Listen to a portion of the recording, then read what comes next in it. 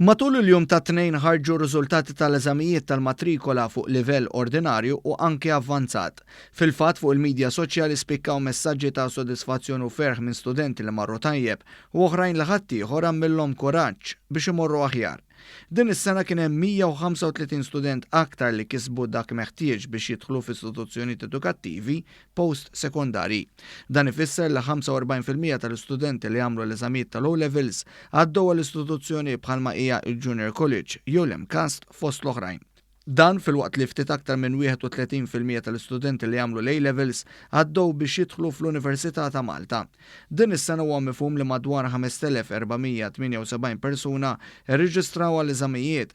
Dan huwa n-numru rekord wara l-Gvern kien ħabbar li l-eżamijiet tal-matrikola jsiru kollha bla ħlas. Fil-fatt il-maġġoranza tal-istudenti li poġġew għall-eżamijiet tas-sekk kienu dawk li twildu fl-2003 li jfisser li ħajalqu jew għalqu 16 sena. 94% minn dawn l-istudenti li twildu 16 sena ilu għamlu l-O-levels. Kif mistenni kien hemm ukoll żieda ta' studenti li applikaw għall-eżamijiet iżda ma qadux għall-eżamijiet ta' xi suġġetti. Mistqarrija mibgħuta mill-Università ta' Malta sar magħruf li kważi 48% ta' tfajliet li applikaw għal eżamijiet ġabu riżultati li hemm bżonn sabiex jidħlu f'istituzzjoni postsekondarja filwaqt li ftit aktar minn 41% tal-ġuventur ġabu rekwiżiti li hemm bżonn. Il-numru ta' tfajliet li għandu għal eżamijiet ta' suġġetti ta' xjenza huwa ferm ikbar minn dak tas subien. Dan filwaqt li n-numru ta' tfajliet li għamlu l-eżami ta' suġġetti vokazzjonali raw kol żieda notevoli.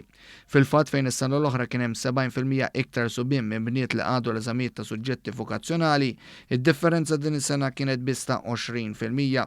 L-ammont ta' studenti li din is-sena poġġew l-eżamijiet ta' suġġetti vokazzjonali kien ta' 895, 352 aktar mis-sena l-oħra u 803 aktar mis-sentejn ilu. Intant il-Ministeru għall-Edukazzjoni u x-xogħol reġa' nida l-inizjattiva bla ħlas għal klassijiet ta' reviżjoni tas-sekk taħt il-programm tal-proġett Garanzija għaż-żgħażagħ. Dawn il-ġimgħat li ġejjin se nerġgħu noffru programm bla ħlas għal min irid jagħmel ir-reviżjoni biex jipprepara ruħu aħjar fil-bioloġija, fil-Malti, fil-matematika u fl-Ingliż u fil-Fiżika. Il-klassijiet se jibqgħu għaddejn għal 5 ġimgħat f'ċentri differenti madwar Malta u Għawdex. Ikollhom iċ-ċans jagħmlu reviżjoni fejn fihom l-għalliema jgħinuhom mhux biss jippreparaw ruhom imma permezz tal-past papers li ngħataw b'xejn ikollhom ċans jagħmlu preparazzjoni intensiva għall-eżamijiet li jsiru fil-fatt f'Settembru.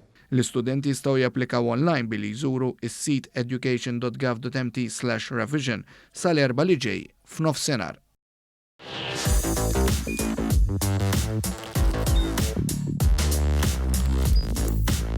Idħol fuq one.com.mt u hemmhekk tista' tara l-programmi kollha li jxandru fuq One permezz ta' One Play.